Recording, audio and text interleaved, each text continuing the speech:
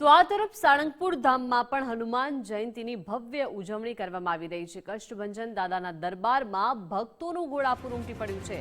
દાદાને સુવર્ણ વાઘા અને વિશેષ શણગાર કરાયો છે। હનુમાનજી મહારાજને 56 ભોગનો અન્નકૂટ ધરાવવામાં આવ્યો છે। સાળંગપુર ધામમાં કેક કાપી જન્મોત્સવ મનાવવામાં આવી રહ્યો છે। દાદાના પરિસરમાં મારુતિ યજ્ઞનું પણ વિશેષ આયોજન કરવામાં આવ્યું છે। મંગળા આરતીથી જ વિવિધ કાર્યક્રમોની શરૂઆત થઈ છે। ભક્તોએ દાદાના દર્શન કરી ધન્યતા અનુભવી છે। વહેલી સવારથી જ સાળંગપુરમાં ભક્તોની ભારે ભીડ જોવા મળી છે। દાદાના ચરણોમાં શીશ ઝુકાવી ભક્તોએ આશીર્વાદ લીધા છે।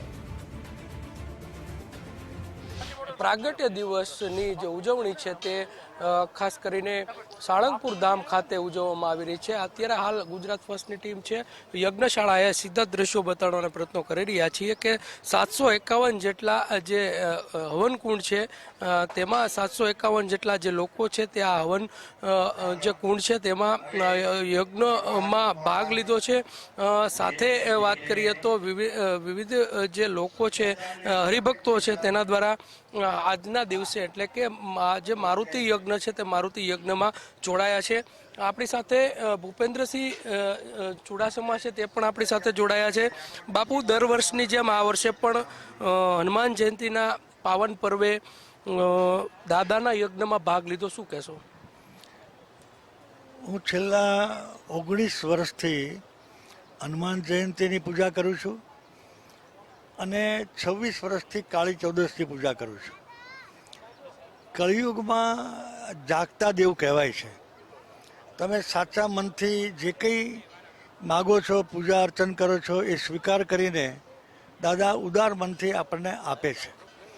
આજના દિવસે ભારતની રક્ષા, ભારતની આર્થિક સમૃદ્ધિ અને દેશ વિશ્વગુરુ બને એવી ભગવાનના ચરણો પ્રાર્થના કરું છું।